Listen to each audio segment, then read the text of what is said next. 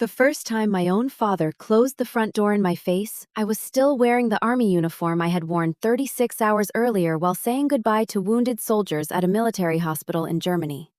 My retired military working dog Ranger sat silently beside my boots. Inside the farmhouse, I could hear laughter.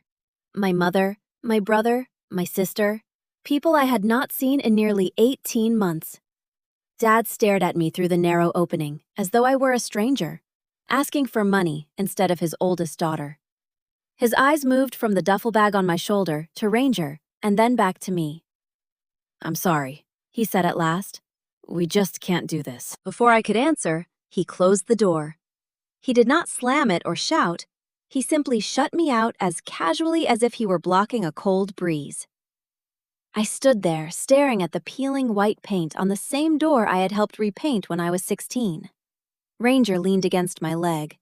He always knew when my heart was breaking. I picked up my bag and walked toward my truck. Jason opened the front window just far enough to yell, "You always bring drama wherever you go." Then Melissa called after me. "The army changed you, Emma. Nobody can live with someone like you." I looked back only once.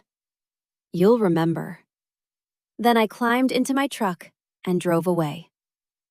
Looking back, I know my family had abandoned me years earlier. None of us had admitted it. My name is Emma Carter. I am 42 years old, and I served 22 years in the United States Army as a logistics officer. People think logistics means paperwork. It means getting thousands of soldiers food, fuel, medicine, equipment, and ammunition exactly when needed. If logistics fails, people die. Nobody notices when it works, only when it does not. Maybe that was why I learned to carry heavy burdens without asking for help. I grew up on a small farm outside Clarksville, Tennessee. Dad worked construction, and Mom waited tables until arthritis made standing too painful.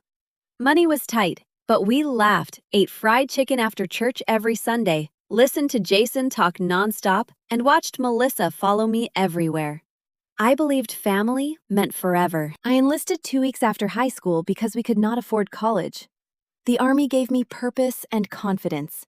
Over 2 decades, I deployed repeatedly to Kuwait, Afghanistan, Poland, Germany, and Romania. Sometimes for 6 months, sometimes nearly a year. I missed birthdays, spent Thanksgivings on video calls, and celebrated Christmas inside tents, believing the sacrifice was temporary and my family understood. I met David during my 8th year in uniform. He praised military women, introduced me proudly as his Army wife, and said my strength inspired him. We married 3 years later. My assignments kept us from having children, but we discussed adopting after retirement and buying land near Nashville. Those dreams carried us through long separations. During my final overseas rotation, David changed. Our calls became shorter, he was always working late. Video calls were suddenly inconvenient. Whenever I asked whether something was wrong, he smiled and said he was only busy. I wanted to trust him. Trust is the foundation of every military marriage. Without it, distance becomes unbearable. 6 weeks before I was due home, our mission shifted. Some personnel rotations were canceled, while others, including mine, were moved forward. I decided not to tell David because I wanted to surprise him.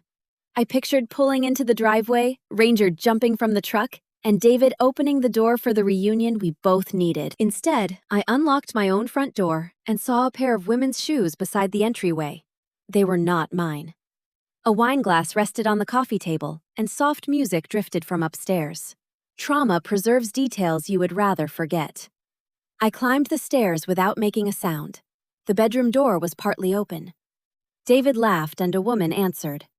For one impossible second, I tried to believe she was a realtor, a neighbor, anyone. Then I saw them together. Neither noticed me at first. I did not scream, throw anything, or demand an explanation. There was no point. David looked up and every trace of color left his face. "Emma." That was all he could say. The woman pulled the sheet around herself. I nodded once, went downstairs, opened the hall closet, and took out a military duffel bag. I packed enough clothes for a week, Ranger's leash, medical records, food container, my passport, and my retirement paperwork. Nothing else. David came downstairs half-dressed, speaking faster than I had ever heard him. It isn't what it looks like. We've been having problems. I was lonely. You were never home. Every excuse sounded smaller than the one before it. I listened until he ran out of words, then placed my wedding ring on the kitchen counter. I hope she was worth it. Those were the last words I spoke in that house. The 4-hour drive to my parents' farm cooled anger into exhaustion and replaced humiliation with hope. Mom and Dad would understand. I believed that until Dad closed the door. As the sun dropped behind the Tennessee hills, Ranger rested his head on my shoulder from the passenger seat. I scratched behind his ears. I guess it's just us now, buddy. He looked at me with the calm brown eyes that had searched bomb sites beside me overseas. He did not judge or ask questions. He simply stayed. I did not yet know losing my husband and family in one day would begin my greatest fight, proving that honor, patience, and resilience were stronger than those who turned away. I spent that night in my pickup at a truck stop outside Bowling Green, Kentucky. I could afford a motel, but David had emptied most of our joint checking account days earlier. I thought like a logistics officer. Conserve resources, plan for the long haul, and never assume tomorrow will be easier. Ranger curled across the back seat, snoring softly. Every so often, he lifted his head to make sure I was still there. He had spent 8 years detecting explosives overseas. Now his only mission was watching over me. Around 3 in the morning, I woke from a nightmare. It was not about Afghanistan mortar attacks or roadside bombs. I dreamed I was back on my parents' porch, knocking again and again while no one answered. That hurt more than anything I had experienced overseas. The next morning, I stopped at a small diner and ordered coffee and scrambled eggs. The waitress noticed Ranger waiting patiently in the truck. Military dog, he retired before I did. She nodded. My husband was Army. Those words opened an unexpected conversation. She did not ask about my exhaustion or swollen eyes. She pushed the breakfast toward me. This one's on the house. I tried to refuse, but she would not allow it. There are still people who appreciate what you folks gave up. I nearly cried over 2 eggs and a cup of coffee. Sometimes kindness arrives exactly when needed. After breakfast, I parked beneath an oak tree and began making calls. First, I contacted a divorce attorney another officer had once recommended. Then my bank. Then the legal assistance office on post. I was not looking for revenge. I was looking for order. The Army had taught me that when everything falls apart, you begin with facts. By noon, I learned David had transferred nearly $80,000 from our joint savings over 6 months, moving small amounts so a deployed wife might not notice. This was not one impulsive mistake. It was a plan. He had also opened 2 credit cards in both our names, one already close to its limit. My attorney said Colonel Carter, Lieutenant Colonel. My apologies, Lieutenant Colonel. You've documented everything. I always document everything. I thought you might. She paused. Do not contact him again. Don't argue and don't threaten. Let the paperwork speak. The advice felt familiar.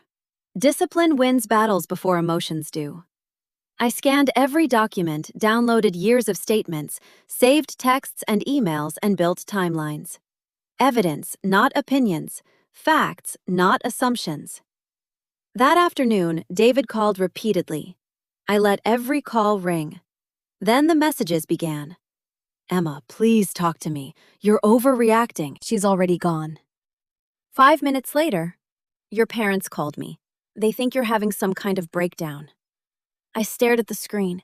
Instead of asking whether I was safe, my family had called the man who betrayed me. I deleted the messages without answering. By evening, I found a dog-friendly campground near Land Between the Lakes. It was not glamorous, but it was peaceful. I unfolded a military cot in the back of my truck beneath the camper shell, and Ranger stretched beside me. For the first time since leaving home, I slept without nightmares. The next morning, Colonel Susan Whitaker, my former brigade commander, and the woman who had signed my promotion recommendation nearly 6 years earlier, called. Emma, I heard you're back stateside. News traveled fast in military circles. I am. Do you have somewhere to stay? The pause lasted long enough for her to know I was deciding whether to lie. I'll figure something out. No, she said firmly. You don't have to. Within an hour, she connected me with a nonprofit helping recent retirees transition to civilian life. By afternoon, I had temporary housing in a small veterans apartment with one bedroom, secondhand furniture, and a tiny kitchen. When I unlocked it, I felt safe. Ranger immediately claimed the living room rug. I laughed. I guess you approve. A volunteer later brought donated kitchen supplies, while an older Marine veteran named Frank assembled a folding table. Before leaving, he looked around and asked, You know what's nice about rock bottom? What? There's only one direction left. Over the next several weeks, I built a routine morning walks with ranger meetings with my attorney retirement paperwork and job applications. One afternoon, the nonprofit director asked whether I would help train service dogs for disabled veterans. The instant she asked, Ranger lifted his head as if he already knew my answer. I accepted. Watching wounded veterans meet future service dogs reminded me why I joined Purpose, Service, and Hope. Some had lost limbs. Others fought PTSD, anxiety, or depression. When a dog rested its head on someone's knee, healing seemed to begin. David kept calling. His voicemails moved from apologies to excuses, from excuses to anger, and finally to silence. During one meeting, my attorney smiled. Silence is usually when people realize they're losing control. Control had never interested me. Peace had. Nearly a month after I left, Melissa sent a message. Dad says you're too stubborn to ask for help. I stared at it before replying. He's right. But I'm learning there's a difference between asking for help and accepting kindness when it's offered. My family had begun hearing fragments of truth. Neighbors talked, church members asked questions, and David's version was cracking. Those who judged me without listening were about to learn they trusted the wrong person.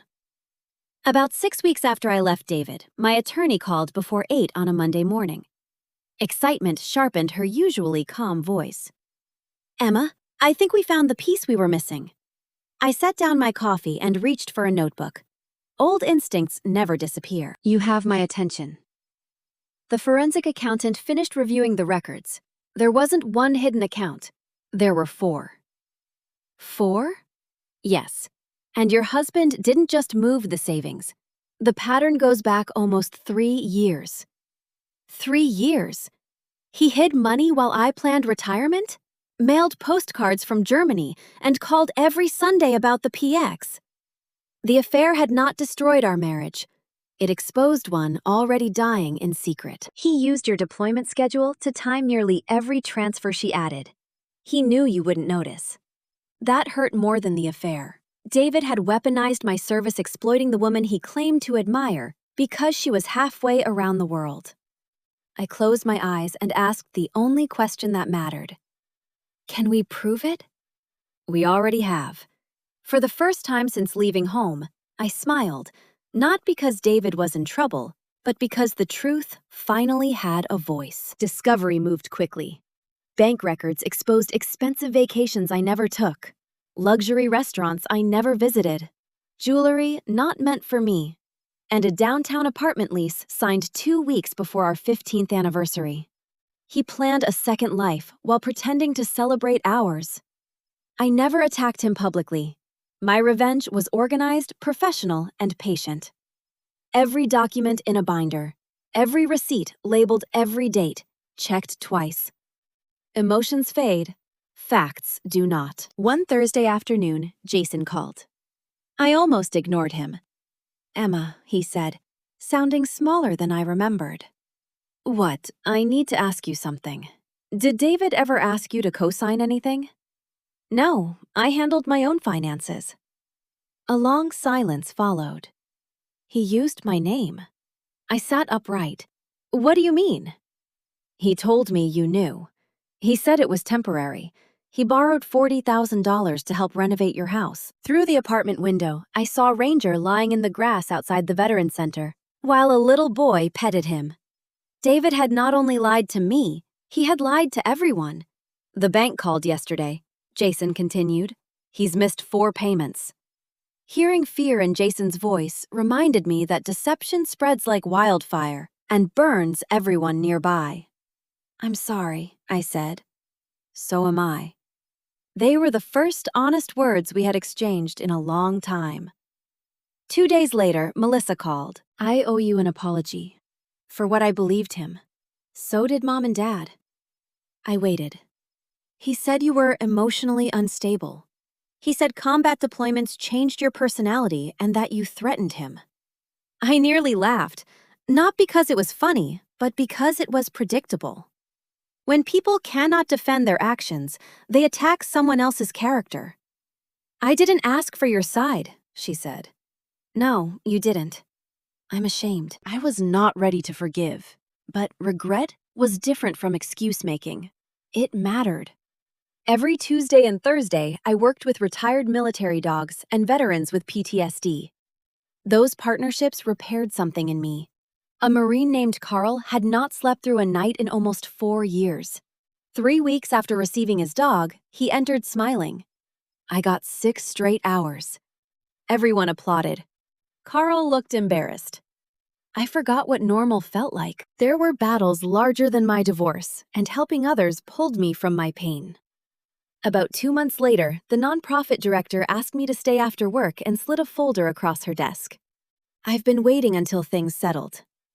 Inside was an offer to direct operations for a statewide veterans rehabilitation initiative, overseeing transportation housing, service dog placement, and emergency support across Tennessee.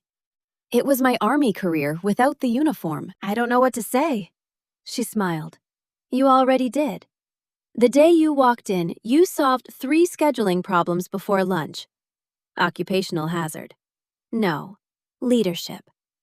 For the first time since retirement, I understood that my purpose had not disappeared. It had simply changed uniforms. That same week, the divorce court scheduled mediation. David arrived in an expensive suit I had probably helped pay for, and smiled when he saw me. The smile vanished when my attorney rolled 3 thick binders onto the table. Every transfer, every forged signature, every hidden account, every credit card, every receipt. The mediator read for almost an hour, then removed his glasses and looked at David. I suggest you stop pretending this is a misunderstanding. It isn't. The room went silent. David looked at me. I did not smile or gloat. I met his eyes with the same calm expression I had worn when I left our house. By then, I understood that justice does not need anger. It needs truth. As I left the courthouse with Ranger, my phone buzzed. It was my mother. The first call she had made since Dad shut the door in my face. I stared at her name, unable to move. I knew that before the story ended, my family would have to face the consequences of believing a lie, instead of believing their daughter. 3 months after that call, I finally agreed to meet my parents. I would not go to their house or sit in a restaurant. I asked them to come to the Veterans Rehabilitation Center. If they wanted to understand who I had become, they needed to see the life they had dismissed. The center covered 20 quiet acres outside Nashville, with trails, service dog fields, and a brick building for counseling, physical therapy, and job placement. Ranger and I arrived before sunrise. Staff called him the unofficial mayor because he greeted everyone with the patience that once calmed frightened soldiers overseas. When my parents' pickup entered the lot, I was helping a young Army sergeant named Caleb learn to trust his new service dog. Caleb had lost his right leg in an explosion in Syria and had spent months refusing to leave his apartment unless necessary. Now he was laughing because his Labrador kept stealing his baseball cap. Dad stepped from the truck, looking older than I remembered. His shoulders sagged and his hair was almost completely white. Mom followed in silence. Neither knew what to say. Before I reached them, Caleb called Ma'am. I turned. He stood as straight as his prosthetic leg allowed. I forgot to tell you something. My daughter slept through the night for the first time in months. That's wonderful. She said she wasn't scared anymore. He looked down at his dog. Neither am I. My parents heard every word.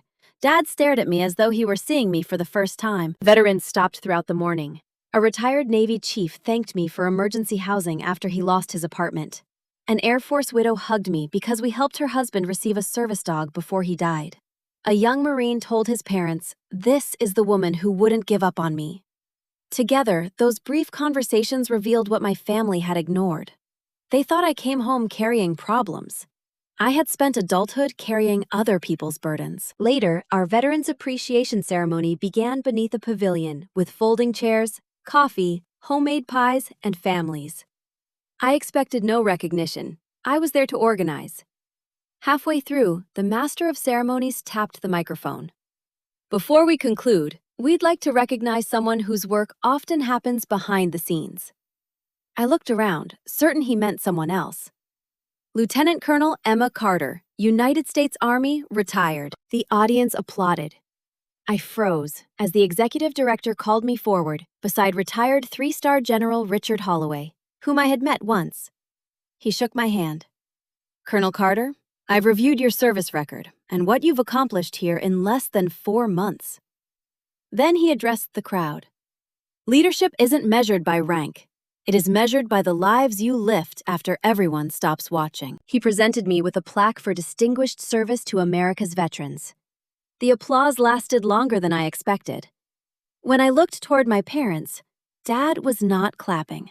He was crying openly without trying to hide it. I had never seen him cry, not even at his own father's funeral. Afterward, he approached slowly. I didn't know. I know. I should have asked. You should have. I believed David. I know. He struggled for words. I thought you came home angry. I came home hurt. Those words seemed to crush him. He looked down at Ranger, who leaned against my leg, just as he had on the porch. I shut the door on my own daughter. You did. There was no reason to pretend otherwise. He covered his face. I replay that moment every day. I deserved to. Mom stepped forward. I failed you too. You weren't even willing to hear my side. She nodded through tears. I was afraid. Afraid of what? That if your marriage fell apart, I might have to admit ours was never as perfect as I pretended. For the first time, I saw my parents not as heroes or villains, but flawed people who made a terrible choice. A few minutes later, Jason and Melissa arrived without warning. Jason looked exhausted. The bank settled everything, he said. I'll be paying off David's loan for years. I'm sorry. No, I'm the one who's sorry. I called you dramatic and selfish. I never asked what happened. Melissa wiped her eyes. I was jealous. Jealous you had a career. You traveled. You wore a uniform people respected. I convinced myself you thought you were better than us. So when David said you had finally fallen apart, it fit the story I wanted to believe. Truth hurt, but honesty opened doors pride kept locked. After everyone left, we sat beneath the pavilion without shouting or blame, having the conversation we should have had months earlier. Finally, Dad said, I don't expect forgiveness. I know, but if there's ever a chance, I took a slow breath. The hardest missions I ever served were not overseas. They were the ones where the people I loved stopped believing in me. Silence settled around the table. Dad reached across and laid his weathered hand over mine. It could not erase anything, but it began the long road back to family. With Ranger's head resting across my boots, I realized strength is not proven when strangers respect you. It is proven when you choose compassion after the people closest to you break your heart. One chapter still remained. David was about to learn that consequences often arrive long after lies stop working. The divorce ended on a cool October morning, without spectacle or confession, only a judge reviewing months of evidence. My attorney leaned over. This may be the quietest divorce I've ever handled. The loud ones usually end badly, she chuckled. I'll remember that. David barely looked at me. The confident man who once claimed I could not survive without him was gone. So were the expensive suits and flashy watch I had never liked. Even his posture had collapsed. The settlement cost David more than money. It destroyed his belief that every lie could be explained. The fraud, hidden accounts, and forged signatures forced him to repay much of what he took. The affair apartment was gone. The other woman had left after learning he lied to her too. His employer fired him for falsifying company travel reimbursements. The affair did not ruin his life. His choices did. Outside the courthouse, he called my name. Emma. I stopped, then turned. I barely recognized the man I had once planned to grow old with. I'm sorry. I believed him. Real regret differs from panic. It arrives after every excuse is gone. I know. I'd do anything to fix this. No. You'd do anything to escape the consequences. His shoulders sagged. I've changed. I hope you have. Can we start over? Once those words would have broken me. Now they only made me sad. I already did. He frowned. I started over the day I walked away. I smiled not with victory, but peace. I just didn't bring you with me. I wished him well. Forgiveness is not another chance to hurt you. It is refusing to carry that person as a burden. A week later, my parents invited me to Sunday dinner, the same tradition we had shared throughout my childhood. I debated for days. Ranger made the decision. The moment I picked up my truck keys, he walked to the passenger door and waited. I guess we're going. The farmhouse looked smaller. The porch had been repaired and fresh white paint covered the front door. I climbed the steps and hesitated. The last time I stood there, I carried heartbreak. This time, I carried peace. Before I could knock, Dad opened the door and pulled me into his arms. It was the first real hug he had given me in years. I'm so sorry. I know. I'll spend the rest of my life trying to deserve another chance. You don't have to earn being my father. But we both have to choose being a family. He nodded. I can do that. Inside the house felt different because the people had changed. Mom stopped pretending everything had been perfect and admitted when she was wrong. Jason announced that he had begun volunteering every Saturday with a local veterans construction program that repaired homes for disabled service members. If I'm going to rebuild anything, he joked, it might as well be more than my credit score. We laughed. Melissa had started working with a nonprofit supporting military spouses during deployments. I've learned something, she told me. What? The families who serve too. That's true. But sometimes they forget the person in uniform is still family first. She reached across the table and squeezed my hand. After dinner, Dad went to the garage and returned carrying a small wooden box. I've been waiting to give this back. Inside was my grandfather's army compass, the one he had carried in Korea. Dad had always promised it would belong to me. I almost convinced myself I wasn't worthy of giving it to you, he said. I closed the lid carefully. He'd be proud of you. No, Dad replied. He'd be proud of you. A month later, Ranger retired from demonstrations. His muzzle was almost gray, his walks shorter, and his naps longer. One crisp autumn afternoon, we sat beside the training field, watching young veterans meet newly trained dogs. A little girl no older than 7 came over. Can I pet Ranger? Of course. She hugged his neck. My daddy says heroes don't always wear capes. Your daddy is a smart man. She looked at Ranger. I think heroes have paws, too. I laughed through my tears. I think you're right. Not long after, I adopted another retired military working dog, Echo. He could never replace Ranger. He was beginning his next chapter as I had, and together, we kept helping veterans find their footing. People ask whether I got revenge. Not the kind they expect. I never screamed, humiliated anyone, or tried to destroy David.